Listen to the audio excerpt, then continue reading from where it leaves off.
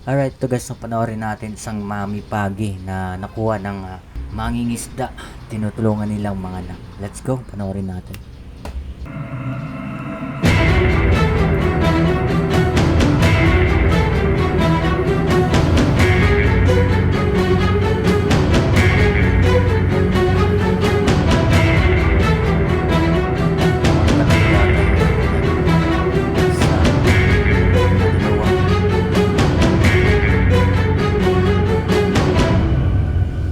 Pinoy kaya to?